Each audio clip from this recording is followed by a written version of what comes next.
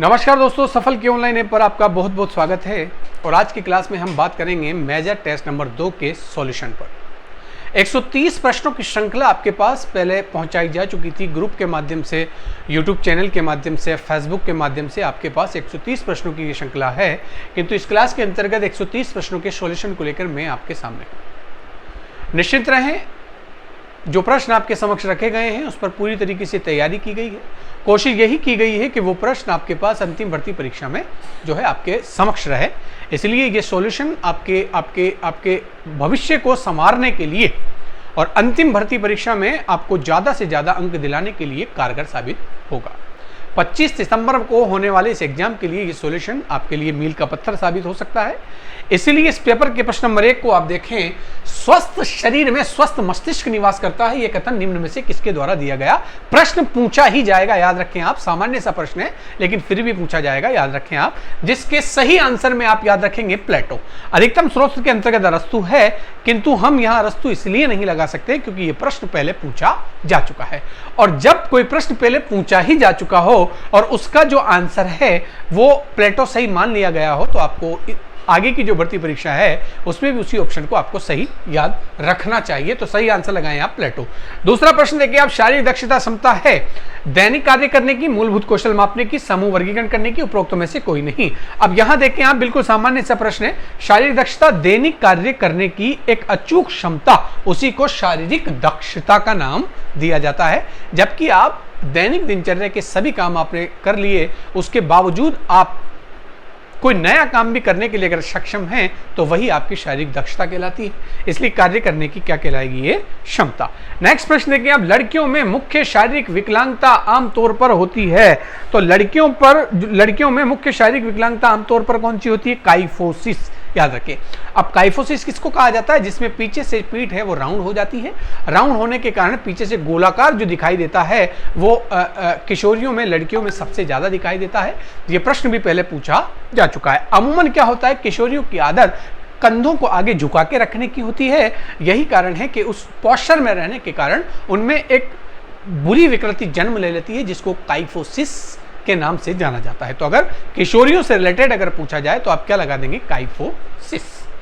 अब यहां एक चीज और याद रखें आप, ये प्रश्न तो किशोरियों से है, किंतु पूछ लिया जाए महिलाओं में निम्न में से कौन सी शारीरिक विकृति होगी, तो फिर काइफोसिस नहीं होकर फिर लॉर्डोसिस हो जाएगा, जिसमें कर्व ऊपर से नहीं बनकर नीचे से बन जाता है और नीचे से आगे की ओर आपको कर्व नजर आएगा। महिलाओं में ये इसलिए ज्यादा होती है क्योंकि प्रेगनेंसी की वजह से वजन ज्यादा आगे होता है और रीढ़ की हड्डी आगे की ओर कर्व कर जाती है। तो इस प्रकार से जो पोस्चर बन जाता है उसको आप क्या कहेंगे? लॉर्डोसिस। तो लड़कियों में, किशोरियों में अगर पूछा जाए तो काइफोसिस होगा, और महिलाओं में यदि पूछा जाए तो क्या याद रखेंगे? लॉर्डोसिस। नेक्स्ट देखें आप, प्रश्न नंबर 4 की अगर हम बात करेंगे, 130 प्रश्नों की श्रृंखला में देखें आप प्रश्न नंबर 4। प्रश्न नंबर 4 में देखें हम, एक विकृति दूसरी विकृति का कारण होती है, अतः नॉक नी घुटने टकराने का कारण होता है। फ्लैट फुट, धनुष पैर, जानु पैर, पार्श्व कुब्जिता। ठीक है। अब यहां देखें आप, जिस भी व्यक्ति के जो है नॉक नहीं होते, घुटने अगर टकराते हैं, तो इट मींस आप ये मान के चलें कि वो स्थूल बॉडी, भारी शरीर वाला, लगभग भारी शरीर वाला व्यक्ति होता है। और जिसके घुटने टकराते हैं उसका वजन सीधा बिल्कुल नीचे चले जाता है एड़ियों पर, और एड़ियों पर वजन जाने के कारण पैर पूरी तरीके से चपटा हो जाता है, जिसको फ्लैट फुट नामक विकृति कहा जाता है। तो इसमें सही आंसर लगाएं आप फ्लैट फुट। खेल कूद विस्थापन में कौन सा लीवर अधिक प्रभावित होता है? तो याद रखें आप, खेल कूद के अंतर्गत सबसे ज्यादा जो होगा वो तीसरे दर्जे का होता है। याद रखें आप, इसलिए होता है क्योंकि गति की जो आवश्यकता होती है खेलों में सर्वाधिक होती है, चाहे बल अधिक लग रहा हो। इसलिए तीसरे दर्जे के लीवर का उपयोग सबसे ज्यादा खेल कूद के अंतर्गत किया जाता है आपको। ठीक। हमारे जो इस यूनिट के अंतर्गत उत्तोलक में से ये प्रश्न है, और उत्तोलक का जो वीडियो कोर्स के अंतर्गत है उसमें आप पूरी तरीके से इसको समझ सकते हैं, किंतु प्रश्न की फॉर्म पे आप यहां याद रखेंगे कि खेलकूद या विस्थापन में सर्वाधिक जो है किस प्रकार के लीवर का उपयोग किया जाता है, तो वो कौन सा लीवर कहलाएगा? थर्ड लीवर कहलाएगा। पैर की उंगलियों पर शरीर को उठाना, पैर की उंगलियों पर शरीर को उठाना किस बात का उदाहरण है? देखें आप, पैर की उंगलियां अगर शरीर पर हैं तो क्या प्रथम श्रेणी उत्तोलक है? तो क्या द्वितीय श्रेणी उत्तोलक है? तृतीय श्रेणी उत्तोलक है या निम्न में से कोई नहीं। प्रश्न नंबर 6 में अगर आप देखोगे तो यहां देखें आप, प्रश्न नंबर 6 के अंतर्गत पैर की उंगलियों पर शरीर को अगर आप उठाओगे तो सही आंसर में आप लगाएंगे द्वितीय श्रेणी उत्तोलक। खेल की चोटों की चिकित्सा में सर्वप्रथम पद है क्रायोथेरेपी, हाइड्रोथेरेपी, एक्टोथेरेपी और थर्मोथेरेपी। अब इसके अंतर्गत आप याद रखेंगे कि सबसे पहले जो है खेल की जो चोट है उसमें सबसे पहले आप कौन सी चिकित्सा दोगे, तो सबसे पहले आप क्रायोथेरेपी, ठंडी चिकित्सा जो है बर्फ का आप उपयोग करते हुए उस चोट का उपचार कर सकते हैं। तो सही आंसर क्रायोथेरेपी। यदि कोई मांसपेशी संकुचित हो परंतु उसमें कोई गति न हो वह संकुचन विधि कहलाता है। आइसोमेट्रिक, आइसोटोनिक, आइसोकाइनेटिक या फिर काइनेटिक। प्रश्न नंबर 8 स्क्रीन बोर्ड में आपके सामने है, जिसका सही आंसर आप आइसोमेट्रिक लगाएंगे आप। अब आइसोमेट्रिक क्या है, आइसोटोनिक क्या है और आइसोकाइनेटिक क्या है, काइनेटिक क्या है, ये सारी चीजें आपको इसके पहले वाले वीडियो में बहुत बढ़िया तरीके से समझाई जा चुके हैं। आइसोटोनिक के अंतर्गत मांसपेशियों की स्थिति क्या होगी, आइसोकाइनेटिक के अंतर्गत क्या होगी और जो है आइसोटोनिक के अंतर्गत क्या होती है, वो सारी चीज आपको पहले वाले वीडियो में समझाया जा चुका है। तो यहां सही आंसर आप क्या लगाएंगे, आइसोमेट्रिक। अगला देखें आप, प्रश्न नंबर 9 में देखें आप, बहुत बढ़िया प्रश्न जो इससे पहले भी पूछा जा चुका है। आदर्श धावन पथ जो माना जाएगा 200 मीटर का, 400 मीटर का, 600 मीटर जो है और 300 मीटर। तो सही आंसर 400 मीटर, किंतु पूछा जाए अभ्यास ट्रैक कितने मीटर का होता है तो याद रखेंगे 200 मीटर। भारत का खेल मंत्री श्री अशोक चंद्र, श्री रामदास अठावले, श्री सदानंद गौड़ा और श्री अनुराग ठाकुर। याद रखें आप, ये प्रश्न राजस्थान से भी पूछा जाना है और केंद्रीय स्तर पर भी पूछा जाएगा, क्योंकि इससे पहले पूछा जा चुका है, इसलिए ये प्रश्न इस श्रृंखला में आपके लिए डाला हुआ है। किंतु प्रश्न यहां पूछा गया है कि केंद्रीय स्तर पर, तो केंद्रीय स्तर पर आपके खेल मंत्री की अगर हम बात करेंगे तो प्रश्न नंबर 10 में आप देखें, श्री अनुराग ठाकुर को ये जो प्रभार है ये दिया गया है। अभी वो भारत के खेल मंत्री के रूप में कार्यरत हैं। प्रथम आधुनिक ओलंपिक खेल कब शुरू हुए थे, तो आधुनिक ओलंपिक खेलों को आप 1896 में एथेंस से शुरू करेंगे। ओलंपिक झंडे के रिंग किसका इशारा करते हैं, 5 देश का, 5 नदियों का, 5 महाद्वीप का और 5 पर्वत का। तो सही आंसर लगा दें आप 5 महाद्वीप। इसके बाद प्रश्न नंबर 12 के बाद अगर हम देखेंगे तो प्रश्न नंबर 13 की ओर आगे बढ़ेंगे और प्रश्न नंबर 13 में आप देखें, ओलंपिक झंडे में बना पीला गोला किस महाद्वीप का प्रतिनिधित्व करता है। तो यहां देखें आप, पीला किसका करेगा, एशिया का। यहां से एक प्रश्न पूछा ही जाना है, आपको यह पता होना चाहिए कि ऑस्ट्रेलिया का कौन सा रंग होता है, यूरोप का कौन सा होता है, अमेरिका का कौन सा होता है, ये सारी चीज आपको याद रखना है। लड़कियों की वृद्धि सर्वाधिक तीव्रता से होती है लड़कों की अपेक्षा, तो किस उम्र के अंतर्गत, याद रखें आप, किस उम्र में लड़कियों की वृद्धि लड़कों की अपेक्षा सर्वाधिक होती है। 6 से 10 साल, 13 से 19 साल और 19 से 25 साल या 25 से ऊपर।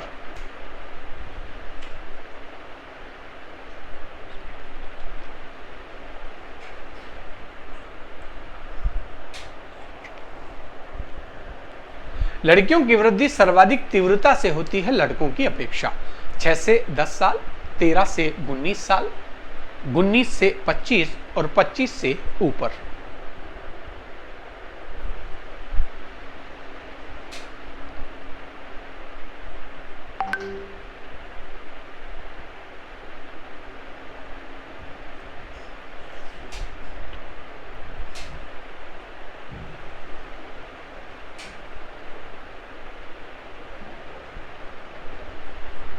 ऑप्शन के अकॉर्डिंग आप सही आंसर यहां लगाएं 13 से 19 साल। निम्न में से किसका संदर्भ एस्थेनिक बॉडी टाइप से होता है, छोटा मोटा, मांसपेशी, पतला छिछला, छाती वाला, असामान्य शरीर। तो एस्थेनिक कौन सा होता है, पतला दुबला होता है, छिछली बॉडी का होता है, चिड़चिड़ा होता है, अंतर्मुखी होता है, दिखने में बहुत ज्यादा आपको चिड़चिड़े स्वभाव का नजर आएगा, वो दूसरे की आलोचना करना तो पसंद करता है किंतु वो खुद की आलोचना नहीं सुनता।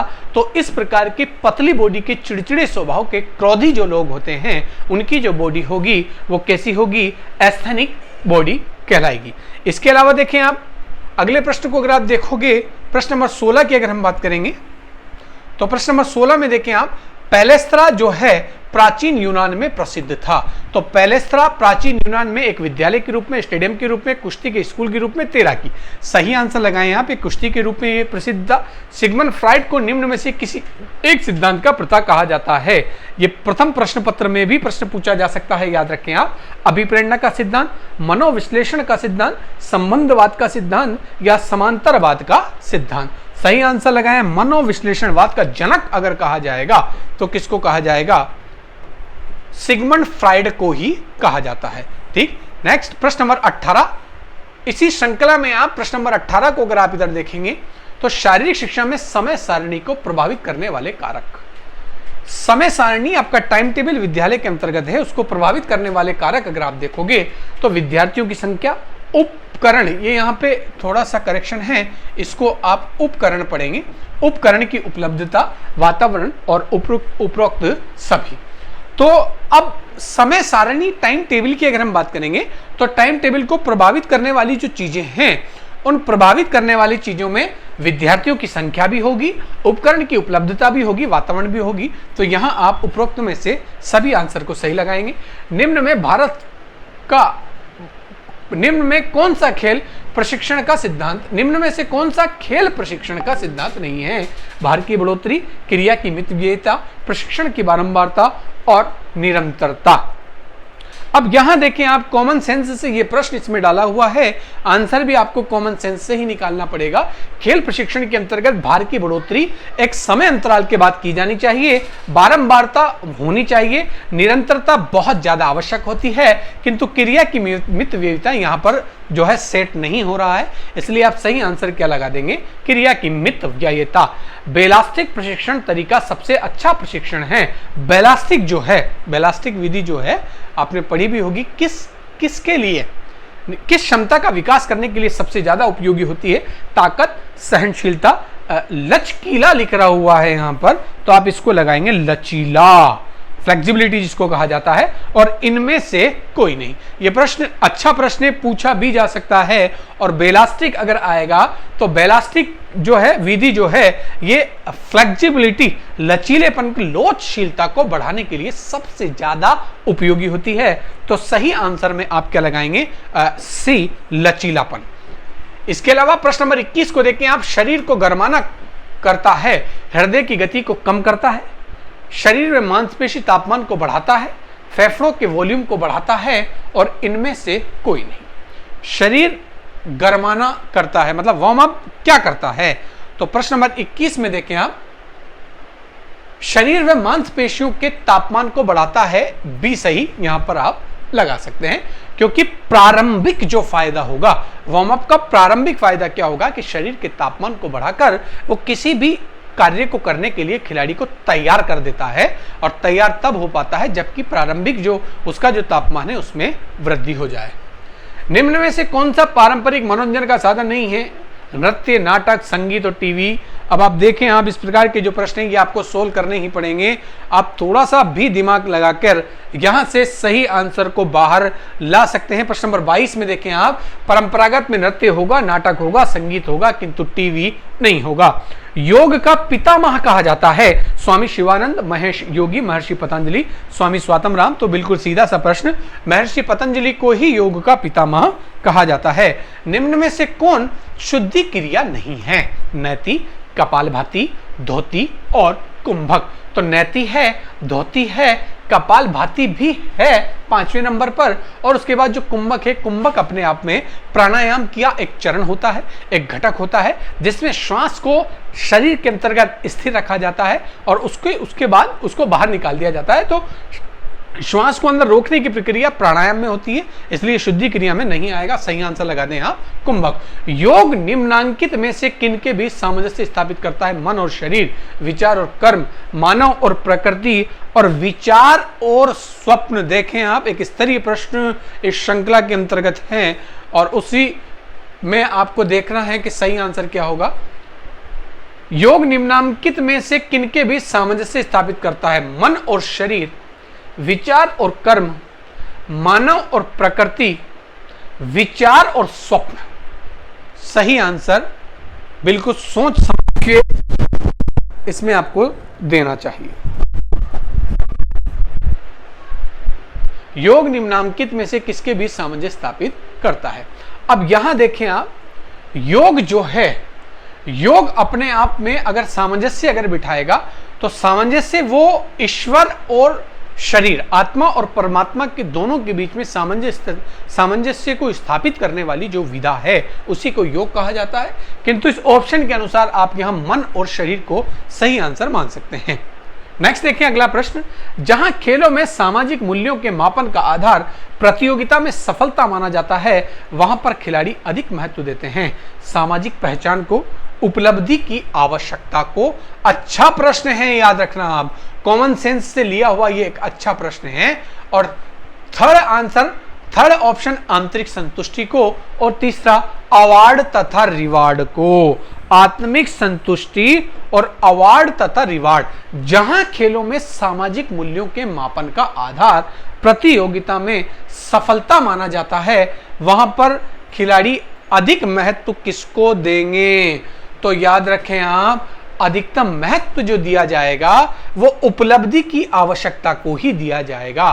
आपने जो प्राप्त किया है वो चीज कितनी ज्यादा आवश्यक है, वो आवश्यक होगी तभी आप जाने जाएंगे, तभी आप पहचाने जाएंगे। यदि प्राप्त की गई चीज का इतना ज्यादा मूल्य अगर नहीं है तो फिर वो सामाजिक पहचान का कारण भी नहीं बन सकती। इसलिए आप यहां सही आंसर क्या लगाएंगे?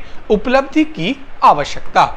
उपलब्धि की आवश्यकता को मानते हुए अगले प्रश्न नंबर 26 के बाद 27 पे हम जाएंगे। तो वहां देखें आप, किसी संस्थान की चार दीवारी के अंदर आयोजित की जाने वाली athletic meet, intramural, extramural, election. सही आंसर लगा दें आप, इंट्रामूलर। अंतः विद्यालय प्रतियोगिता जिसको कहा जाता है। प्राणियों के संरक्षण, वृद्धि एवं विकास के लिए खेलकूद बहुत ही महत्वपूर्ण है। ये किसने कहा है? परिभाषा से रिलेटेड ऐसे प्रश्न पूछे जाएंगे जहां समझने के लिए कुछ भी नहीं होता है। यहां यदि आपको याद है तो वो सही होगा, इसलिए परिभाषाओं अमूमन रटी ही जाती है। यहां सही आंसर लगाएं आप, मैकडूगल।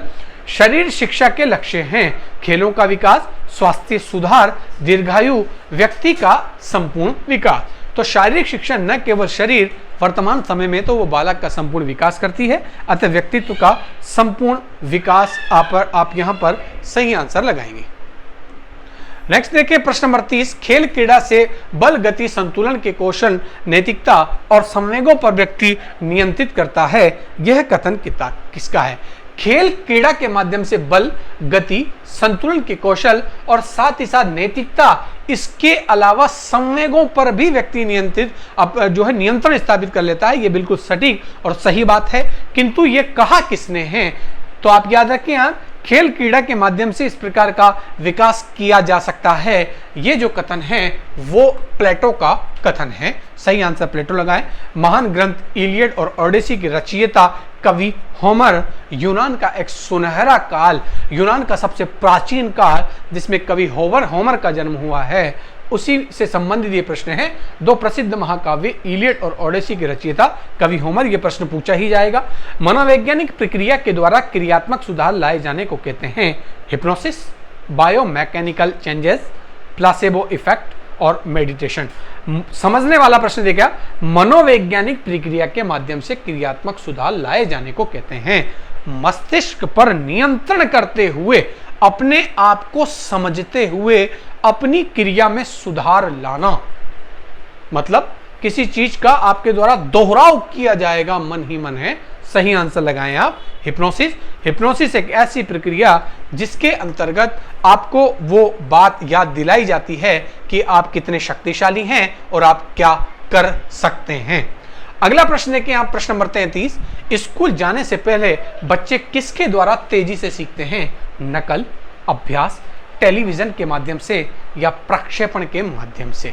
आप देखें आप, प्रश्न नंबर 33 एक स्तरीय प्रश्न, शेषवावस्था के बालक पे आपको जाना है। शेषवावस्था पे आप सीधे चले जाएं और शेषवावस्था पर याद रखें आप, शेषवावस्था में बालक सबसे ज्यादा सीखता है अनुकरण के माध्यम से। याद रखें, इसमें तो सही आंसर आपने नकल लगा दिया, किंतु शेषवावस्था में आपने देखा होगा बालक जो कुछ भी देखता है उसी को आत्मसात कर लेता है। इसलिए एक शारीरिक शिक्षक के रूप में, एक अच्छे शिक्षक और शिक्षिका के रूप में आपको चाहिए कि शेषवावस्था वाली अगर आप क्लास में हैं, 0 से 6 वर्ष के बालकों के मध्य अगर आप हैं, तो आपकी सारी क्रियाएं बिल्कुल सटीक होना चाहिए, सकारात्मक होना चाहिए। यदि आपने वहां पर थोड़ी सी भी गलती कर दी तो यह मान के चलिए आपके द्वारा की गई उस क्रिया का फौरन बालकों के द्वारा आत्मसात कर लिया जाएगा और पूरे जीवन भर वो इसी क्रिया को दोहराते रहेंगे, चाहे वो गलत है। क्यों कि 0 से 6 वर्ष की अवस्था में या प्रारंभिक अवस्था में बालक उस चीज को बहुत जल्दी सीख लेते हैं जो वो देख रहे हैं। तो आपका अनुकरण एक अभिभावक के रूप में, पिता के रूप में, माता के रूप में या शिक्षक, शारीरिक शिक्षक या कोच के रूप में हमेशा पॉजिटिव, सकारात्मक होना चाहिए, क्योंकि बालक किसके माध्यम से सीख रहा है? नकल के माध्यम से। नेक्स्ट देखिए आप, शिक्षा मनोविज्ञान सहायक है स्वयं को समझने में, बालक को समझने में, शिक्षण विधि के चयन में, संपूर्ण शैक्षिक प्रक्रिया के अंतर्गत। ये प्रश्न भी देखें आप, आपको कॉमन सेंस से इसका आंसर देना है। प्रश्न नंबर 34, तो शिक्षा मनोविज्ञान जो है पूरी शैक्षिक प्रक्रिया के लिए उत्तरदायी होती है, इसलिए सही आंसर क्या लगाएंगे आप? Option D. प्रश्न नंबर 34 के बाद आगे चलेंगे। प्रश्न नंबर 35, सूची 1 को सूची 2 के साथ सुमेलित कीजिए। इस प्रकार के प्रश्न दिए जाएंगे आपसे। नीचे दिए गए कूट का प्रयोग करते हुए सही उत्तर को चुनिए। अब यहां देखें, अब आपको ये याद रहना चाहिए कि फ्रेडरिक लुडविग जोन जो है वो शैक्षिक जिम्नास्टिक के आगे शैक्षिक जिम्नास्टिक है, जॉन डीवी आधुनिक ओलंपिक खेल है, पीएस लिंग टर्नवेरी आंदोलन और डॉक्टर कुबर्टिन के आगे लिखा हुआ है व्यवहारवाद।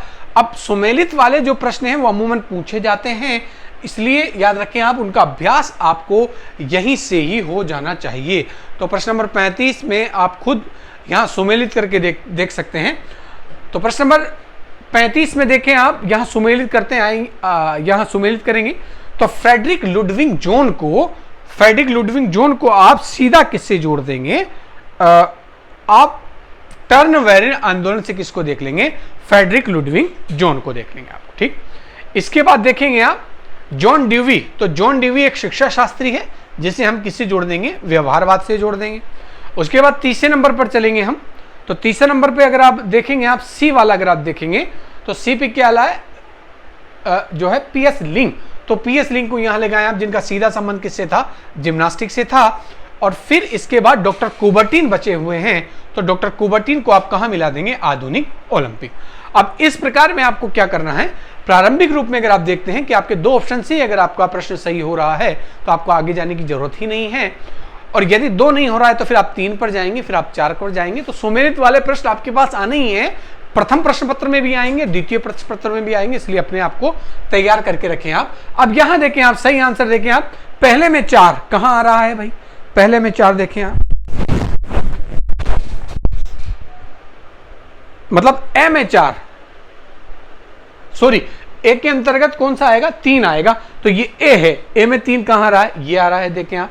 अब मान लो ए में 3 आ रहा है, यहां अगर नहीं मिल रहा है तो आप आगे जाएंगे। अब बी में, बी का सही आंसर आपको पता है व्यवहारवाद, तो बी में क्या आना चाहिए? 4 आना चाहिए। अब भले ये 2 भी आपको याद नहीं है तो भी आप आगे बढ़ सकते हैं, किंतु अगर इसके बाद भी अगर नहीं मिल पा रहा है, 2 में अगर सेम आ रहा है, जैसे 1 1 दोनों आ रहा है, तो फिर आपको और आगे बढ़ना चाहिए।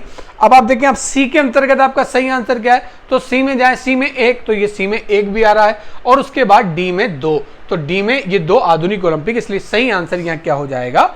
4 यहां सही आंसर हो जाएगा। प्रश्न नंबर 35 के बाद देखो आप अगला प्रश्न, प्रश्न नंबर 36, वापस सुमेलित करना है आपको। सूची 1 को सूची 2 के साथ सुमेलित कीजिए तथा नीचे दिए गए कूट को का प्रयोग करते हुए सही उत्तर दीजिए। आदर्शवाद, यथार्थवाद, प्रकृतिवाद और वास्तविकतावाद। यह प्रश्न यूनिट नंबर 1 से शारीरिक शिक्षा के दार्शनिक आधार से यह प्रश्न इसमें डाला हुआ है और एक अच्छा प्रश्न है, याद रखें आप। अब यहां देखें आप,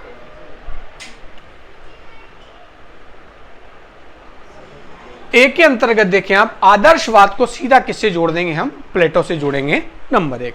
उसके बाद बी यथार्थवाद, यथार्थवाद को किससे जोड़ देंगे? हम यथार्थवाद को अरस्तु से जोड़ देंगे। यूं अरस्तु वैसे आदर्शवाद में भी आता है, याद रखें आप, किंतु आदर्शवाद में सबसे पहला जो नाम आएगा वो किसको आएगा, प्लेटो का आएगा। किंतु यहां प्लेटो भी अरस्तु भी है, तो अरस्तु को हम किससे जोड़ देंगे, यथार्थवाद से हमारे द्वारा जोड़ा जाना चाहिए। उसके बाद सी में देखेंगे आप प्रकृतिवाद, तो प्रकृति का तो सीधा संबंध ही रूसो से रहा है। रूसो एक कट्टर प्रकृतिवादी थे, याद रखें आप, तो रूसो किससे जोड़ दिए जाएंगे, प्रकृतिवाद से जोड़ दिए जाएंगे। अब आपके पास क्या बच रहा है, वास्तविकतावाद बच रहा है, याद रखें आप। तो वास्तविकतावाद में देखें आप डी, अब डी के अंतर्गत देखेंगे आप, डी के अंतर्गत जो है वास्तविकतावाद में अगर जाओगे तो ये सीधा कहां चला जाएगा, जॉन डीवी। तो सही आंसर इसमें क्या लगा देंगे आप, 3। नेक्स्ट अगला प्रश्न देखेंगे 36 के बाद, प्रश्न नंबर 37, नॉकआउट किस खेल से संबंधित है। नॉकआउट चेस, नॉकआउट किस खेल से संबंधित है, चेस, बॉक्सिंग, फुटबॉल और हॉकी। एक मिला जुला मिश्रित सा प्रश्न है ये। नॉकआउट, नॉकआउट किस खेल से संबंधित है, तो नॉकआउट जो है वो इस ऑप्शन के अकॉर्डिंग आप कहां लगा देंगे, बॉक्सिंग पे। शारीरिक शिक्षा का दर्शन शास्त्र संबंधित है, यथार्थवादिता, मानवतावाद, व्यावहारिकतावाद या आदर्शवाद। शारीरिक शिक्षा का दर्शन शास्त्र संबंधित है, तो शारीरिक शिक्षा का दर्शन शास्त्र व्यावहारिकतावाद से संबंधित है, ऑप्शन नंबर 3। 38 के बाद अगला प्रश्न देखें आप,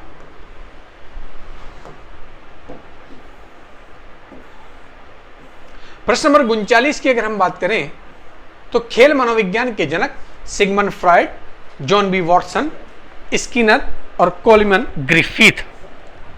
सही आंसर आप यहां याद रखें, खेल मनोविज्ञान के जनक कोलमैन ग्रिफिथ।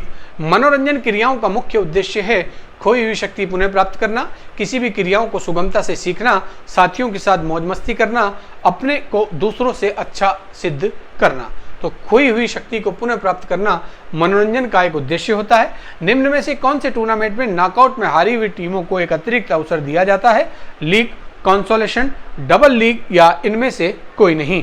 तो एक और अगर आप ऑप्शन देंगे, एक और मौका, तो वो कंसोलेशन के देंगे। सांत्वना स्वरूप यहाँ हारी हुई टीमों को एक और मौका दिया जाता है, इसलिए इस टूर्नामेंट को सांत्वना या कंसोलेशन कहा जाता है। प्रश्न नंबर 22 को प्रश्न नंबर 42 को आप देखेंगे तो भारत में शारीरिक शिक्षा को किसने शुरू किया, मतलब भारत के अंतर्गत शारीरिक शिक्षा के जनक डॉक्टर ताराचंद्र, जनरल करियप्पा, ये बीडी सोंधी लिखा हुआ है ऑप्शन 3 में, इसको जीडी सोंधी पढ़ेंगे आप, थोड़ी सी टाइपिंग मिस्टेक यहां पर है।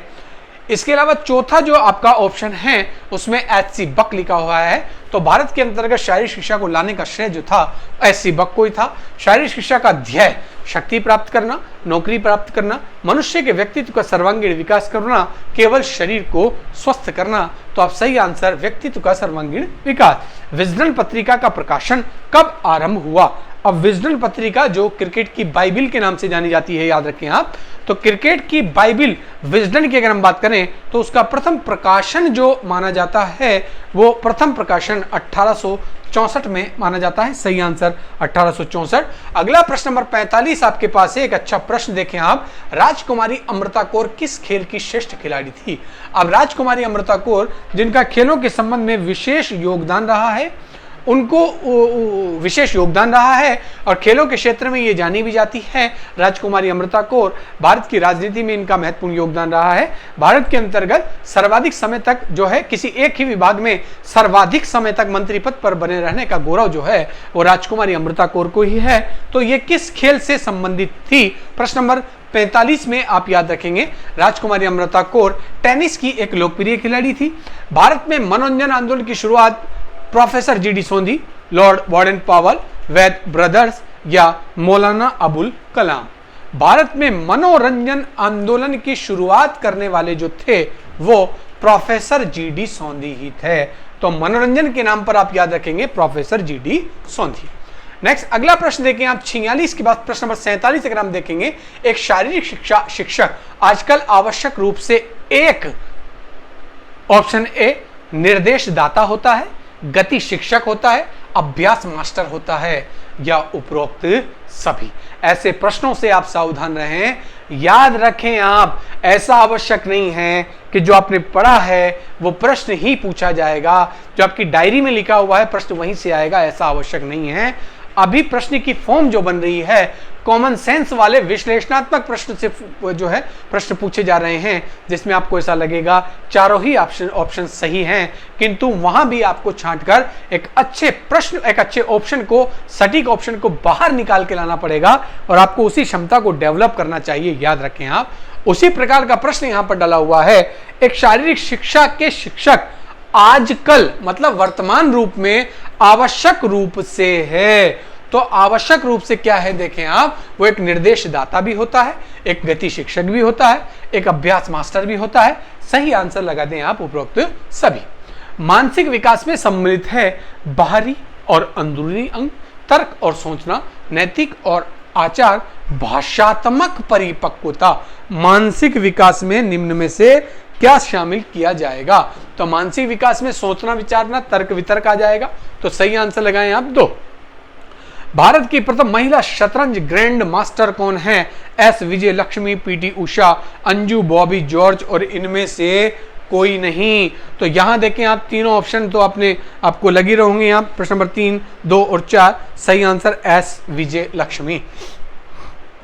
49 के बाद 50 पैरालंपिक खेलों की शुरुआत कब से हुई? 1950, 1930, 1960 और 1980। पैरालंपिक किसको कहा जाता है ये समझाने की आवश्यकता नहीं है, ये आप समझते ही होंगे। तो यहाँ पैरालंपिक 1960 से आरंभ कर देंगे आप। एक मैच के दौरान खो खो टीम के कितने खिलाड़ी मैदान पर खेल सकते हैं? खो खो के अंतर्गत वर्तमान समय में कितने जो खिलाड़ी हैं वो मैदान के अंतर्गत खेल सकते हैं? 51वें प्रश्न में याद रखें आप, ऑप्शन 9 शटल रन से परखी जाती है गति सहनशीलता, स्फूर्ति, विस्फोटक शक्ति और धावन कौशल। प्रश्न नंबर 52 में आप याद रखेंगे स्फूर्ति। अपर कट किस खेल से संबंधित है? बॉक्सिंग, क्रिकेट, तैराकी या इनमें से कोई नहीं? तो अपर कट का संबंध होता है बॉक्सिंग से होता है। ये शब्दावलियों में से प्रश्न पूछे जाएंगे, याद रखें आप। आयरन शब्द किस खेल से संबंधित है? क्रिकेट, कबड्डी, गोल्फ या फिर टेनिस?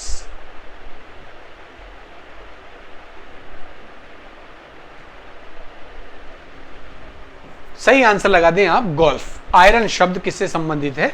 गोल्फ। विश्व का सबसे पुराना खेल समाचार पत्र कौन सा है? Gadget, Delo sport, Lloyd on Lloyd, Wisden, life is a game. प्रश्न नंबर 55। तो प्रश्न नंबर 55 का जो है, प्रश्न नंबर 55 में सही answer gadget, Delo sport. School games federation of India की स्थापना SGFI की स्थापना 1950, 1952, 1953 या 1954? प्रश्न नंबर 56। प्रश्न नंबर 56 में आप याद रखेंगे, प्रश्न पूछा जा सकता है SGFI school games federation of India की स्थापना 1954, जो सभी विद्यालय प्रतियोगिता का संचालन करता है और उस पर पूरी तरीके से नियंत्रण को बना के भी रखता है आपको, ठीक। तो उसमें आप याद रखेंगे 1956। नेक्स्ट लिखिए आप, हाइट को मापने के लिए किस उपकरण का उपयोग किया जाता है? स्टेडियोमीटर, बैरोमीटर, गोनियोमीटर या स्फेग्मोनोमीटर? सही आंसर स्टेडियोमीटर लगा देंगे आप। कबड्डी शब्द एक तमिल भाषा, अंग्रेजी भाषा, लैटिन भाषा या फ्रेंच भाषा? देखें आप कितना बढ़िया प्रश्न डाला हुआ है।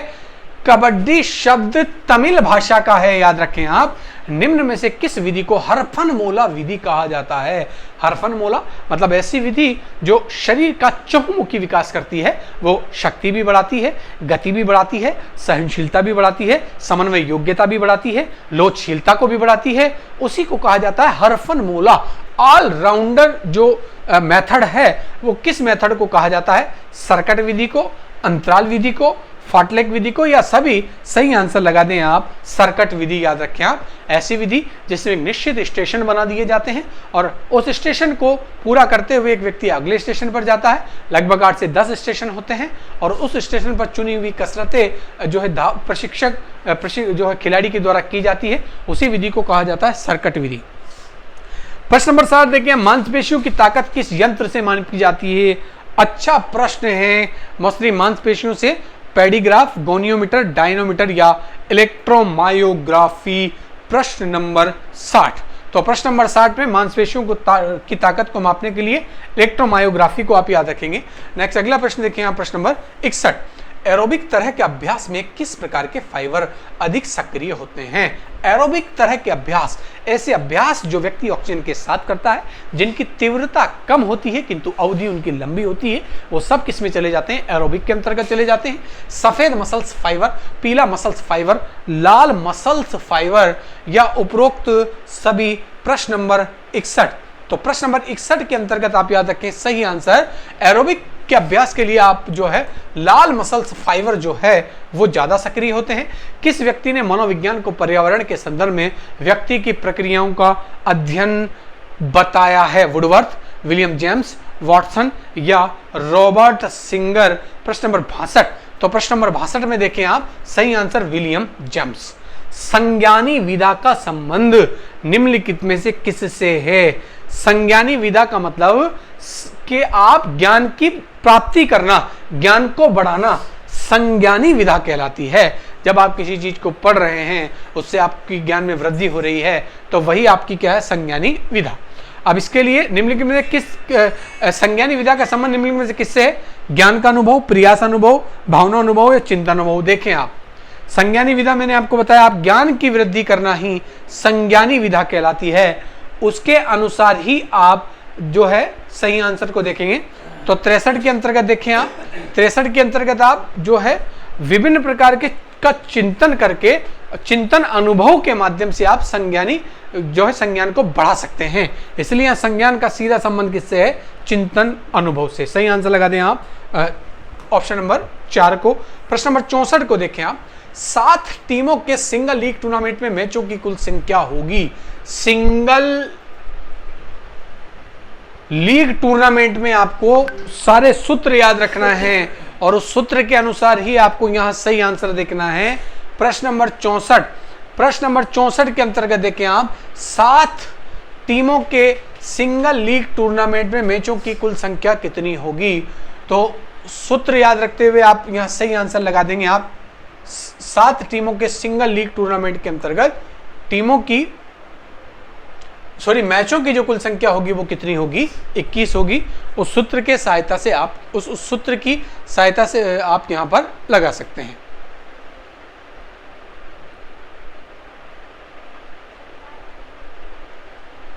अब कैसे निकालेंगे इसको देखें आप।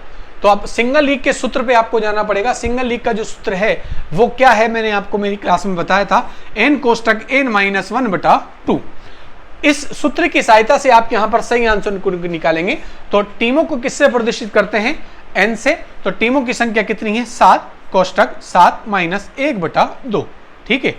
इसके बाद आगे आप चलोगे तो अब इस कोष्टक को हटाने के लिए आप क्या करेंगे? 7×7 = 49 या फिर आप इसको करेंगे 7 कोष्टक 6/2।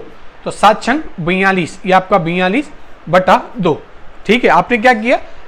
7 कोष्टक 7 - 1/2 यहां पर कर दिया। तो फिर अगली आपकी जो सीरियल पोजीशन क्या होगी? 7 कोष्टक 6/2। ठीक है। अब यहां क्या हो जाता है आपके पास? 7 को किससे गुणा करेंगे? 6 से। तो 7 छंग कितने होते हैं? 42/2। 42/2 करेंगे आप तो कितना आ जाएगा? 21। तो आपका सही आंसर यहां पर क्या हो जाएगा? 21। इसलिए यहां पर सही आंसर आपको क्या लगाना है? 21। पोस्ट आइसोमेट्रिक विधि से बढ़ाई जा सकती है। बहुत बढ़िया प्रश्न, और मैं आपको बताऊं मेरा तो ये बहुत फेवरेट प्रश्न है। पोस्ट आइसोमेट्रिक विधि से क्या बढ़ाई जा सकती है? तो पोस्ट आइसोमेट्रिक विधि से आप लोचशीलता को बढ़ा सकते हैं, याद रखें आप। नेक्स्ट, सोमेटोट्रोपिक हार्मोन नियंत्रित करता है। किसको नियंत्रित करता है? शरीर की वृद्धि को, शरीर की सेक्सुअल क्रिया को, मेटाबॉलिक क्रिया को या हृदय की क्रिया को। प्रश्न नंबर 66। तो प्रश्न नंबर 66 में अगर आप देखेंगे तो शारीरिक वृद्धि को नियंत्रित करने वाला जो हार्मोन है वो सोमेटोट्रोपिक हार्मोन ही है। नेक्स्ट अगला प्रश्न देखिए आप, प्रश्न नंबर 67। प्रश्न नंबर 67 देखिए आप, संभाव्यता से अभिप्राय है। परिवर्तनशीलता, महत्व का स्तर, ट्राइब्सेकिन त्रुटि का परिणाम, मानक त्रुटि माह। प्रश्न नंबर 67। अब यहां देखें आप, पहले तो आप प्रश्न को समझें। आप संभाव्यता का अभिप्राय क्या है? जहां कुछ संभव हो सकता हो तो क्या हो सकता है? परिवर्तनशीलता, महत्व का स्तर, टाइप, सेकंड, त्रुटि का परिणाम, मानक त्रुटि। यहां देखें आप, अब सीधा आंसर लगाएं इसमें। क्या? परिवर्तनशीलता। संभाव्यता से अभिप्राय क्या होता है? परिवर्तनशीलता। पुनरावस्था की प्राप्ति को प्रभावित करने वाले घटक। पुनरावस्था की प्राप्ति को प्रभावित करने वाले घटक अधिभार की प्रकृति पर, स्वास्थ्य एवं शारीरिक शिक्षा, शारीरिक दक्षता पर, निद्रा पर और उपरोक्त सभी। प्रश्न नंबर 68। तो प्रश्न नंबर 68 में आप सही आंसर लगाएंगे उपरोक्त सभी। पुनरावस्था की प्राप्ति को प्रभावित करने के लिए सारी चीज होना चाहिए। अधिभार की प्रकृति प्रभावित करेगी पुनरावस्था को, स्वास्थ्य में शारीरिक दक्षता होगी और निद्रा भी कहीं ना कहीं उसको प्रभावित करेगी। तो सही आंसर क्या लगाएंगे? उपरोक्त में से सभी। तीव्रतम शारीरिक वृद्धि किसका परिणाम है? जीव रासायनिक परिवर्तन, अंतःस्रावी परिवर्तन, उपापचय परिवर्तन और उपरोक्त सभी। Question number 69। तो प्रश्न नंबर 69 में देखें आप, तीव्रतम शारीरिक वृद्धि जो है उपापचय का सीधा, उपापचय का उससे सीधा संबंध होता है। याद रखें आप, ऐसा प्रश्न अगर आपसे पूछा जाए कि तीव्रतम शारीरिक वृद्धि किसका परिणाम होती है, तो वो उपापचय का ही परिणाम होती है। प्रश्न नंबर 70 में देखें आप, मानव क्षमता तथा उत्पादकता की प्राप्ति निर्भर करती है व्यायाम तथा शरीर, स्वास्थ्य तथा मानसिक, दिनचर्या तथा जीवन पद्धति, स्वास्थ्य तथा क्षमता। मानव क्षमता तथा उत्पादकता की प्राप्ति निर्भर करती है आप कितना कर सकते हैं, कितना रिजल्ट आप दे सकते हैं, आप कितना अच्छा प्रदर्शन कर सकते हैं, यह निर्भर करता है व्यायाम, स्वास्थ्य तथा मानसिक, दिनचर्या तथा जीवन पद्धति, स्वास्थ्य तथा क्षमता। देखें आप, कितना बढ़िया प्रश्न है, लेकिन इसमें से आपको आंसर को निकालना ही पड़ेगा। अब यहां देखें आप, सारी चीजें, चारों ऑप्शन आपके पास सही हैं। आप एक अच्छा प्रदर्शन तब कर सकते हैं जब आपके पास व्यायाम वाला शरीर है, तब आप शारीरिक एवं मानसिक रूप से स्वस्थ हैं, तब आपकी दिनचर्या तथा जीवन पद्धति सही है, तब आपका स्वास्थ्य और स्टेमिना सही है। चारों सही हैं, लेकिन आप देखें सही आंसर किसको लगाएंगे आप? तो सही आंसर लगाएंगे आप या दिनचर्या तथा जीवन पद्धति। अगर आपकी दिनचर्या और जीवन पद्धति सही होगी तो उस जीवन पद्धति दिनचर्या के अंतर्गत आपके पास शारीरिक, मानसिक स्वास्थ्य, व्यायाम, खेलकूद, मजबूत शरीर, ये सारी चीजें आ जाएगी। तो ऑप्शन के अकॉर्डिंग यहाँ सही आंसर क्या लगाना चाहिए आपको? दिनचर्या तथा जीवन पद्धति। नेक्स्ट देखें आप, प्रश्न नंबर 71। विश्व स्वास्थ्य संगठन WHO का लक्ष्य है सभी के लिए स्वास्थ्य, सबके लिए खेल, सबके लिए शारीरिक शिक्षा, या ऑप्शन ए और दो दोनों। प्रश्न नंबर 71। तो प्रश्न नंबर 71 में आप सबके लिए स्वास्थ्य विश्व स्वास्थ्य संगठन का एक ध्येय वाक्य है। नेक्स्ट देखें आप, प्रश्न नंबर 72। प्रश्न नंबर 72 में देखें आप, मानव की सर्वश्रेष्ठ उपलब्धियां जिन्हें खरीदा नहीं जा सकता, शारीरिक क्षमता, शारीरिक स्वास्थ्य, शारीरिक क्षमता एवं शारीरिक स्वास्थ्य, जीवन पद्धति। मानव की एक ऐसी उपलब्धि है जिन्हें प्राय खरीदा नहीं जा सकता।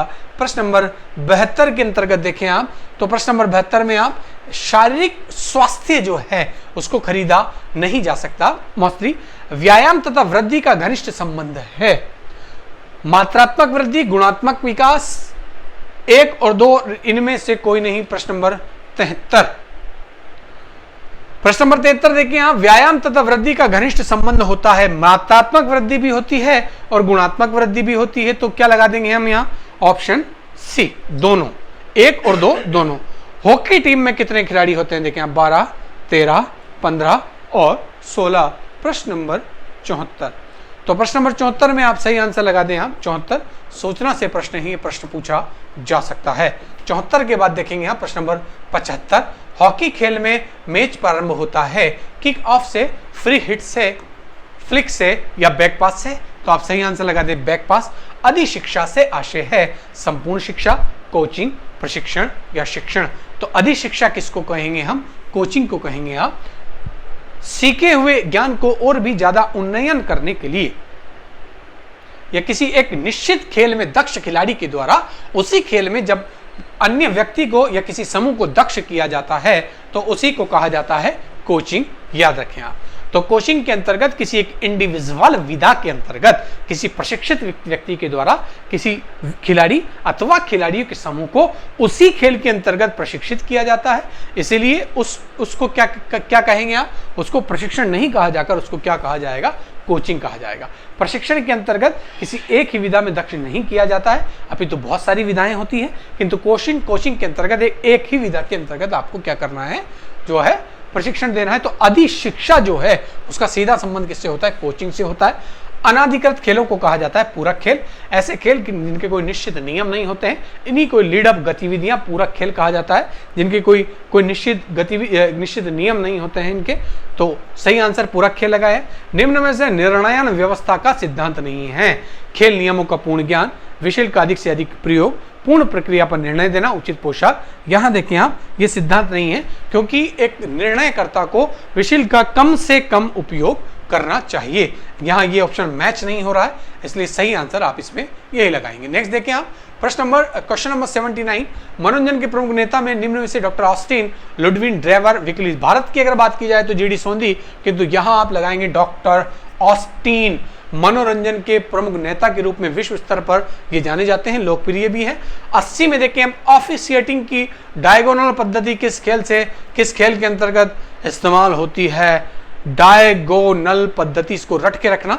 अमूमन तो नहीं पूछा जाता है, किंतु यदि पूछ लिया जाए तो आप याद रखना इसका सीधा संबंध फुटबॉल से होता है। बाल्चर विधि के जनक निम्न में से किसको कहा जाता है? तो बाल्चर विधि आपने पढ़ी होगी, मेरे वीडियो के अंतर्गत भी आपने देखा होगा। प्रश्न नंबर 81 में अगर आप देखोगे तो बाल्चर विधि के जो जनक हैं वो रॉबर्ट स्टीफेंसन होते हैं।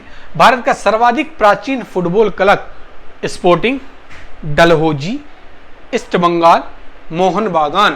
प्रश्न नंबर 82। तो प्रश्न नंबर 82 में भारत का सबसे प्राचीन डलहौजी क्लब। नेक्स्ट अगला प्रश्न देखें आप, प्रश्न नंबर 83। किंडरगार्टन किस भाषा का शब्द है? किंडरगार्टन विधि से यह प्रश्न लिया गया है। तो किंडरगार्टन, जिसे बाल उद्यान विधि भी कहा जाता है, जिसमें बालकों को समूह में सिखाया जाता है, उसी को किंडरगार्टन कहा जाता है। 83। तो 83 के अंतर्गत किंडरगार्टन एक जर्मन भाषा का शब्द है। खेल का पूर्वानुमानित अथवा भावी जीवन की सज्जा का सिद्धांत किसके द्वारा दिया गया है? कॉल एंड ग्रूस, अरस्तु, स्टैनले हॉल या किलपैट्रिक। प्रश्न नंबर 84। तो प्रश्न नंबर 84 में कॉल एंड ग्रूस के द्वारा दिया जाता है पूर्वानुमानित अथवा भावी जीवन की सज्जा का सिद्धांत। यह सिद्धांत ये कहता है कि बालक विभिन्न प्रकार के क्रियाकलापों के माध्यम से वो दर्शाना चाहते हैं कि वो आगे क्या बनने जा रहे हैं। बालकों का चोर बनना, सिपाही बनना, डॉक्टर बनना, इंजीनियर बनना या जज बनना, ये दर्शा देता है कि वो भविष्य में भी ये बनना चाहते हैं। लड़कियों का गुड़ियों का खेल बनाना, माता बनना या किसी भी प्रकार की ऐसी एक्टिविटीज करना, यह बता देता है कि वो भविष्य में क्या करना चाहती हैं। इसलिए कहा जाता है कि कॉलन ग्रूस ने इसलिए कहा है कि खेल तो भावी जीवन की तैयारी है, भावी जीवन की सज्जा का सिद्धांत है। प्रश्न नंबर 84। नेक्स्ट देखिए यहाँ प्रश्न नंबर 85 के अंतर्गत प्रशासन में पोस्ट गौरव की अवधारणा किसके द्वारा दी गई? अरस्तु, लूथर, मार्टिन लूथर गुलिक या प्लेटो। सही आंसर लगा दें आप, लूथर गुलिक। इन्होंने कहा है पोस्ट गौरव ही क्या है? प्रशासन है। याद रखें आप। तो ये पोस्ट कोर्ब की अवधारणा जो दी गई है वो लूथर गुलिक के द्वारा दी जाती है। याद रखें आप। मानव की कोशिका का सबसे बड़ा कोशिकांग हरित लवक केंद्रक, अंतर्द्रव्य जलिका, माइटोकॉन्ड्रिया। प्रश्न नंबर 86। प्रश्न नंबर 86 में लिखें आप, मानव कोशिका का सबसे बड़ा कोशिकांग माइटोकॉन्ड्रिया। किस आकार का तरणताल सबसे उपयुक्त माना जाता है? देखें आप, H, Z, L और T। सही आंसर लगा दें आप, L। अब L क्यों माना जाता है? याद रखें आप, क्योंकि ये प्रशिक्षित और नौसिखिए दोनों के लिए जो है कारगर होता है। सुविधा बनाने में इसमें सुविधा भी होती है। ये वाला जो पार्ट है ये वाला पार्ट है, ये नौसिखियों के लिए होता है और ये प्रशिक्षित के लिए होगा। ये ज़्यादा गहरा होता है, ये कम गहरा होता है। इसलिए अमूमन ये माना जाता है कि भाई एल आकार का जो स्विमिंग पूल है वो एक अच्छा स्विमिंग पूल हो सकता है। अगला 88वां प्रश्न देखें आप, कोशिका का परमाणु बम माइटोकॉन्ड्रिया, हरित लवक, लाइसोसोम और राइबोसोम। प्रश्न नंबर 88। तो प्रश्न नंबर 88 में सही आंसर लगा दें आप राइबोसोम। 88 के बाद क्वेश्चन नंबर 89 आनुवांशिक की इकाई है। तो आनुवांशिक की इकाई जीन, गुणसूत्र, डीएनए या फिर आरएनए। सही आंसर लगा दें आप डीएनए। योग कर्मसु कौशलम का सीधा संबंध जो है वो गीता से होता है। गीता में लिखा हुआ है योग कर्मसु कौशलम, मतलब किसी भी कार्य को साधने के लिए एकमात्र साधन जो है वो क्या है? योग है। फेफड़ों की कूपिकाओं का ऊपरी स्तर किस उत्तक का जो है बना होता है? उपकला उत्तक, सरल शल्काकार उपकला, सरल स्तंभाकार और छद्म स्तरित उपकला। प्रश्न नंबर 91 देखें आप। प्रश्न नंबर 91 में सही आंसर लगाएं आप सरल शल्काकार उपकला। नेक्स्ट लेंगे आप प्रश्न नंबर 92। प्रश्न नंबर 92 में देखें आप हठ योग का संबंध किस संप्रदाय से है? नाथ संप्रदाय से, वैष्णव संप्रदाय से, वल्लभ संप्रदाय से या जसनाती संप्रदाय से?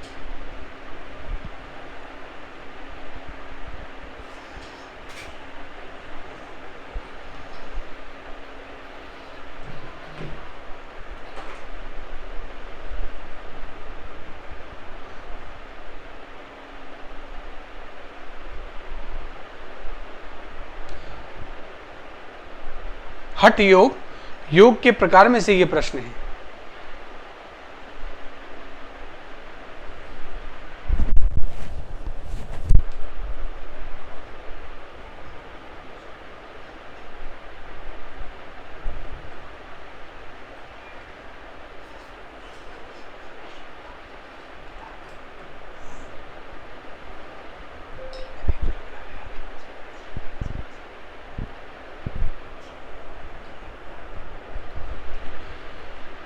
हठ योग का संबंध किस संप्रदाय से? यहां इसको थोड़ा सा रिपीट कर लें आप। आनुवांशिक की इकाई, अब देखें आप 2-3 शब्द होते हैं। आनुवांशिकता होता है, आनुवांशिकी होती है, आनुवांशिक होता है। तो यहां थोड़ा सा आप करेक्शन कर लें। आनुवांशिक की इकाई में आप डीएनए को क्रॉस करके आप सही आंसर क्या कर लेंगे? यहां पर जीन कर लेंगे आपको। ठीक, यहां सीधा आ जाए हठ योग का संबंध किस संप्रदाय से है?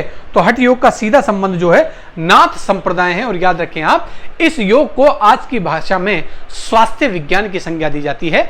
और प्राचीन जो ऋषि मुनि है, चाहे वो मार्कंडेय जो मुनि है, वो भी जो है इसी योग के प्रवर्तक माने जाते हैं। अधिकतम जो योगी हैं वो इसी योग की साधना करते हैं। इसके अलावा शिव को, भगवान शिव को इस योग का जनक, प्रवर्तक माना जाता है। याद रखें आप, इस योग के अंतर्गत देखें आप, अब इसमें हम हठ लिख रहा है अगर, तो आप ये नहीं समझे हठ योग है तो ये भी एक प्रकार का कठोर योग होगा, ऐसा नहीं है।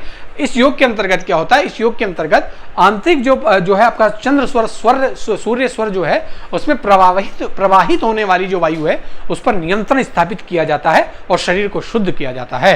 तो शरीर को शुद्ध करने वाला एक महत्वपूर्ण योग होता है। यही तो कारण है कि आज की भाषा में इस योग को स्वास्थ्य विज्ञान की संज्ञा दी जाती है। तो हठ योग का संबंध जो है नाथ संप्रदाय से है। नाथ संप्रदाय के द्वारा पूरे भारत के अंतर्गत इसका सबसे ज्यादा प्रचार किया जाता है। प्रश्न नंबर 92 के अंतर्गत। नेक्स्ट लिखिए आप प्रश्न नंबर 93।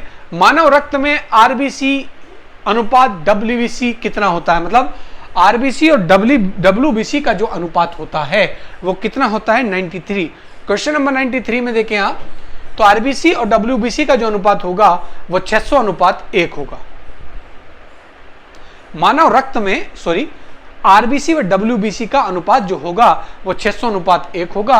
गति की जांच के लिए सर्वाधिक लोकप्रिय विधि सिनेमेटोग्राफी, याद ही रखना इसको आप। सिनेमेटोग्राफी गति की जांच करने के लिए एक महत्वपूर्ण विधि होती है।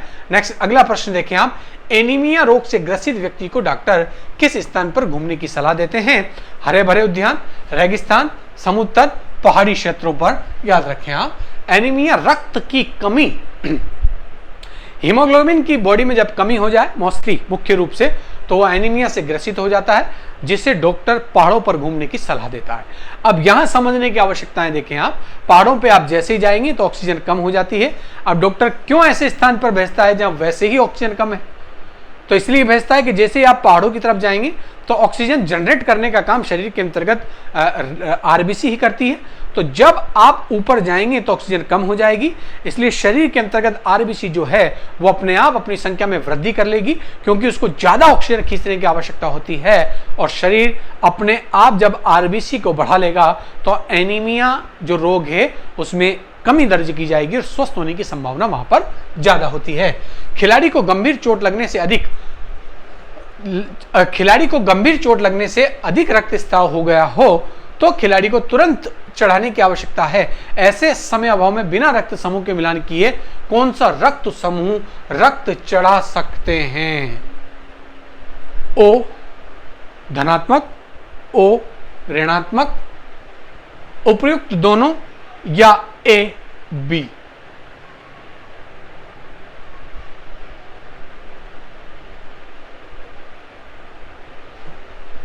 सही आंसर लगा दें आप ऑप्शन 2 ओ ऋणात्मक।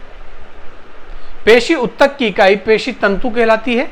इस पेशी तंतु की इकाई किसे कहा जाता है? Chromomere, sarcomere, myofilament, centromere. प्रश्न नंबर 97। प्रश्न नंबर 97 में सही आंसर सार्कोमियर लगा दें आप। पेशीय संकुचन के संबंध में तर्कु विसर्पण सिद्धांत किसने प्रतिपादित किया? पेशीय संकुचन के संबंध में तर्कु विसर्पण सिद्धांत किसने प्रतिपादित किया? सही आंसर हेक्सले। कैरियोलॉजी है रोजगार का अध्ययन, केंद्रक का अध्ययन, अस्थि का अध्ययन या रक्त का अध्ययन।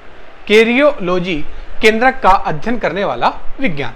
कंठ में निम्न में से कौन सी उपास्थि होती है? एथोमाइट, थायराइड, किक्रोराइड, एरिटेनोनाइड। प्रश्न नंबर 100।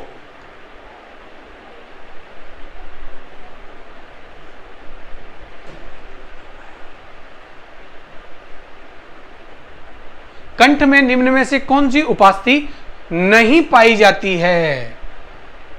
ये नहीं और है दोनों को आपको समझना है, याद रखें। यहां तो कंठ में निम्न में से कौन सी उपास्थि नहीं पाई जाती है? तो एथमॉइड जो उपास्थि है वो कंठ में नहीं पाई जाएगी। सामान्य खिलाड़ी की फुफ्फुसीय क्षमता कितनी होती है? सामान्य खिलाड़ी की 5 लीटर, 6 लीटर, 4 लीटर या 3 लीटर। तो आप यहां लिखें आप 6 लीटर। नेक्स्ट प्रश्न नंबर 102। किस ग्रंथि को उम्र की घड़ी भी कहा जाता है? देखिए कितना बेहतरीन प्रश्न है। किस ग्रंथि को उम्र की घड़ी कहा जाएगा? थायराइड ग्रंथि, थाइमस, पीनियल या एड्रिनल? थाइमस ग्रंथि को जो है उम्र की घड़ी कहा जाता है। घ्राण संवेदी अंग है नासिका, घ्राण पिंड, अग्रमस्तिष्क, श्नीडेरियन झिल्ली।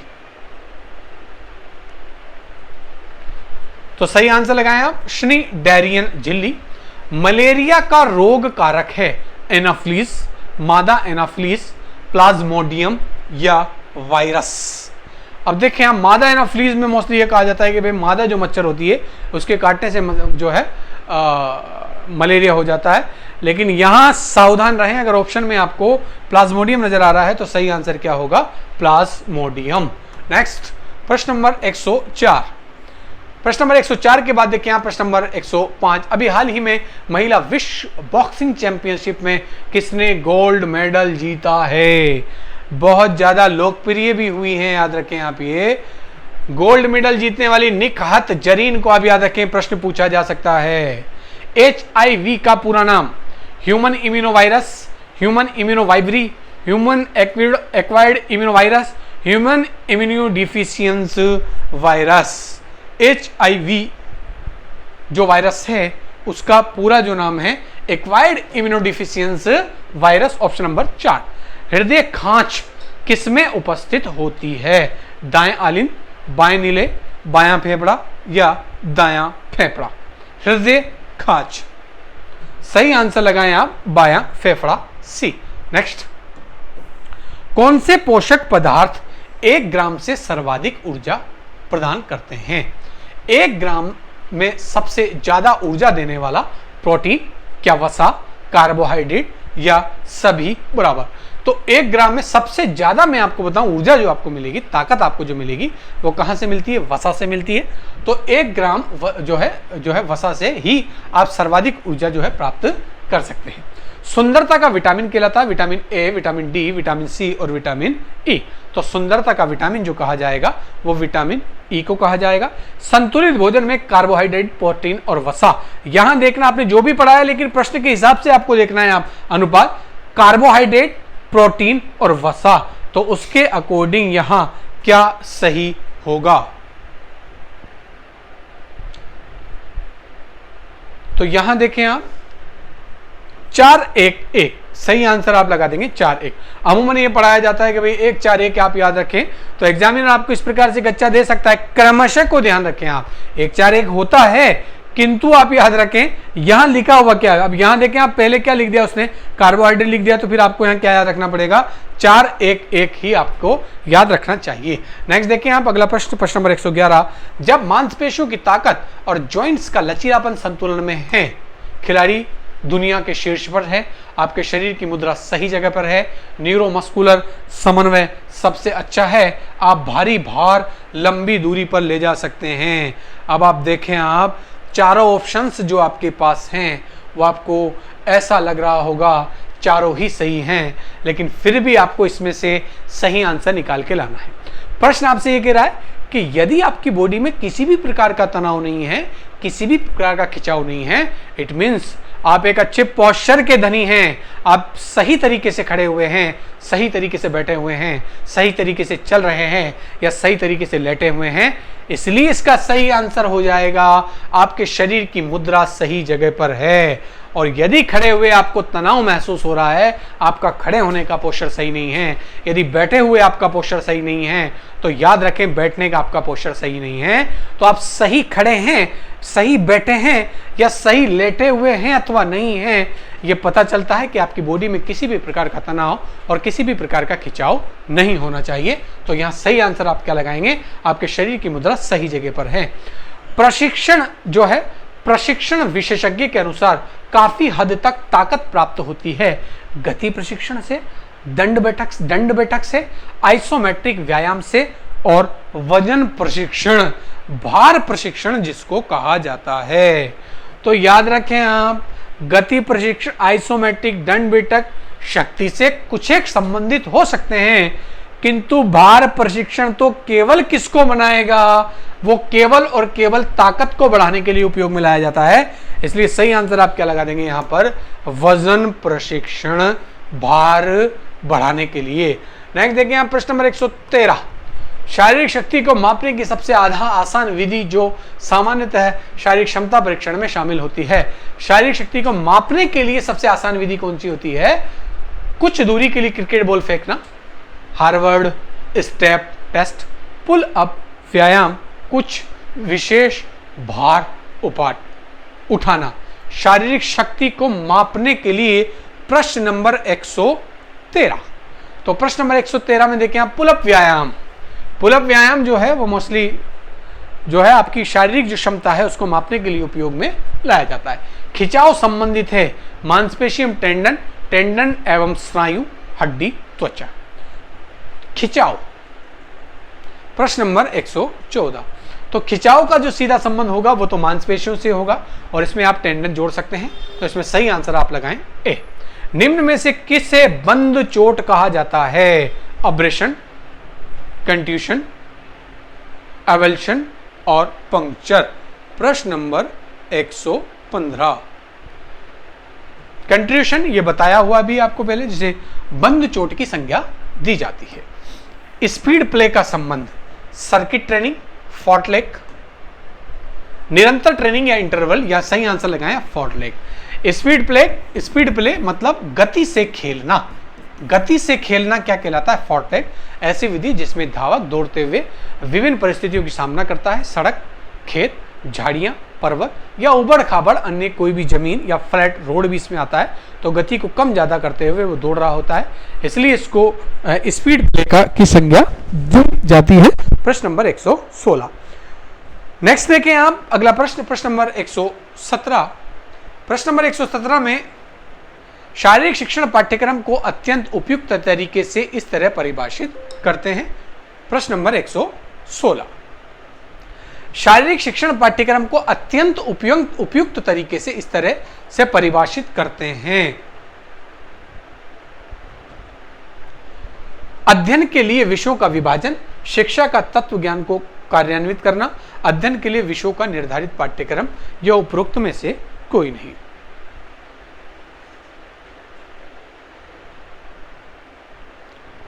शारीरिक शिक्षण पाठ्यक्रम को अत्यंत उपयुक्त तरीके से इस तरह से परिभाषित करना चाहिए, मतलब शारीरिक शिक्षा का क्या पाठ्यक्रम है वो आपको किस प्रकार से लोगों को बताना चाहिए, उसको परिभाषित करना चाहिए।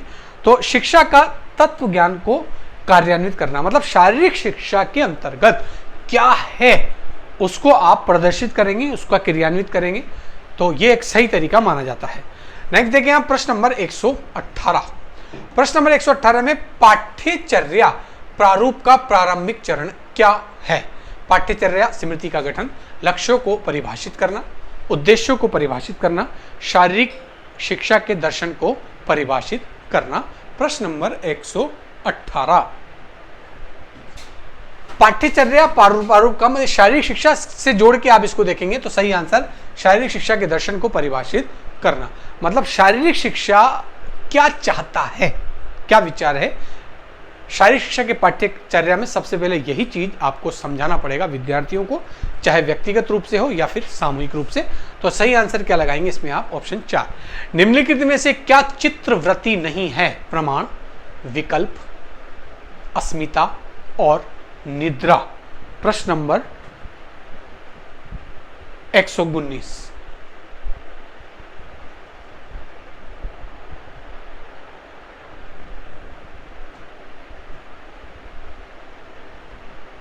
अब ये एक प्रकार का मिश्रित प्रश्न है, मिला जुला यह प्रश्न है। अब सबसे पहले तो आप याद रखिए चित्रवृत्ति का मतलब क्या होता है। जो चित्रवृत्ति आपके आंतरिक विचार होते हैं जिनको आप नियंत्रित करते हैं। अब प्रश्न आपसे पूछा जाना निम्न में कैसे चित्रवृत्ति नहीं है, मतलब विचारों का संबंध नहीं है, क्या प्रमाण से नहीं है, विकल्प से नहीं है, निद्रा से नहीं है या अस्मिता से नहीं है। तो अस्मिता एक अलग सा शब्द है, मानसिक प्रक्रिया का शब्द नहीं है, इसलिए इसको आप सही आंसर क्या लगा देंगे आप? अस्मिता। नेक्स्ट देखें आप प्रश्न नंबर 120। घेरंड संहिता के अनुसार निम्नलिखित में से कौन से भोज्य पदार्थ किसी योगाभ्यासी के लिए अपथ्य है? प्रश्न नंबर 120।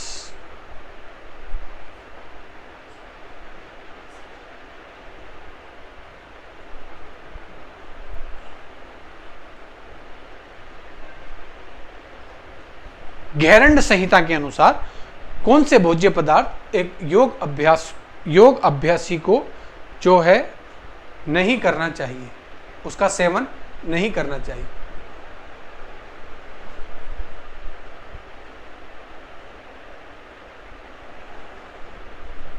सही आंसर लगाएं आप यहां पे।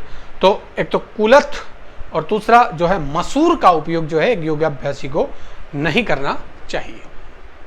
नेक्स्ट देखिए आप इसी श्रृंखला में प्रश्न नंबर 121। सभी क्लेशों की जननी अस्मिता, अविद्या, राग और द्वेष। सही आंसर लगा दें आप। सभी क्लेशों की जो जननी है अविद्या, अज्ञान होता है। निम्नलिखित में से कौन से आसन संतुलात्मक हैं? वृक्षासन, अर्धचंद्रासन, कुक्कुटासन, गरुड़ा आसन। तो सही आंसर लगा दें आप फर्स्ट, सेकंड और फोर्थ। फर्स्ट, सेकंड और फोर्थ ये कौन से हैं? संतुलन बनाने वाले आसन हैं। नेक्स्ट प्रश्न नंबर 123। आसनों को निम्नलिखित में से किन वर्गों में वर्गीकृत किया जाता है? तो किन वर्गों में वर्गीकृत किया जाता है मैंने आपको पहले ही बताया। एक तो ध्यानात्मक हो सकते हैं और दूसरे जो है आध्यात्मिक आसन हो सकते हैं। तो जो है प्रश्न नंबर फर्स्ट और सेकंड आध्यात्मिक, प्रश्न नंबर फर्स्ट और सेकंड आसनों को निम्नलिखित में से किन वर्गों में वर्गीकृत किया जा सकता है? प्रश्न नंबर 123।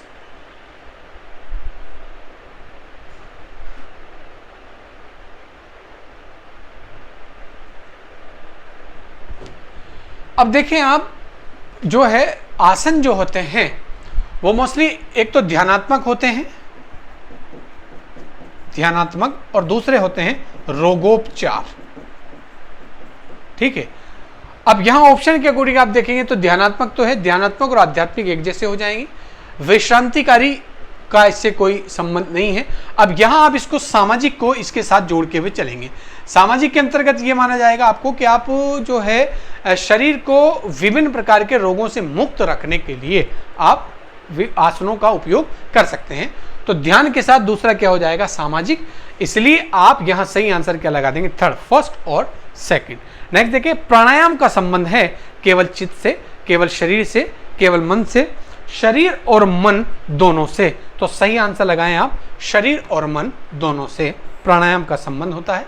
योग सूत्र के अनुसार क्लेश व कर्म निवृत्ति का उपाय है ऋतंभ्र प्रज्ञा, धर्म मेघ समाधि, निर्वितका समाधि और निर्विचार समाधि।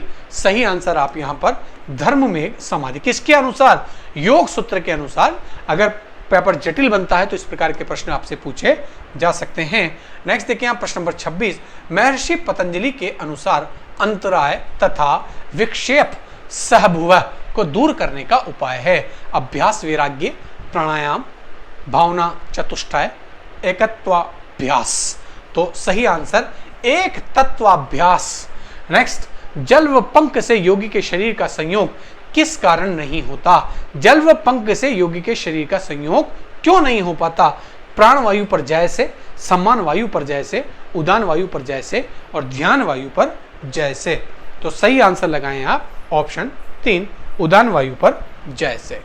नेक्स्ट देखिए अगला प्रश्न, प्रश्न नंबर 128, पिरामिड टूर्नामेंट का संबंध जो है वो किससे होता है, चैलेंज, नॉकआउट, लीग या उपरोक्त में से कोई नहीं।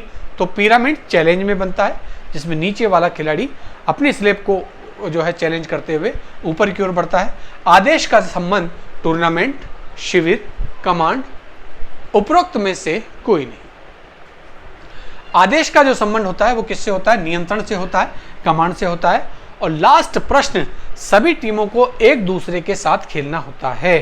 तो किसके अंतर्गत होता है, लीग के अंतर्गत सभी टीम जो है वो अपनी विरोधी टीम से खेल रही होती है। अब लीग में अगर सिंगल लीग है तो एक टीम अपनी विरोधी टीम से, सभी टीमों से एक बार खेलेगी, और अगर डबल लीग है तो सभी टीमें अन्य टीमों से 2-2 बार खेलेगी। इस प्रकार से 130 प्रश्नों की ये जो श्रृंखला है, इसमें से अमूमन प्रश्न आपकी अंतिम भर्ती परीक्षा में पूछे जा सकते हैं। आज के लिए इतना ही। शेष अगले मेजर टेस्ट 03 टेस्ट नंबर 3 के सॉल्यूशन के लेके अगली क्लास में हम बात करेंगे।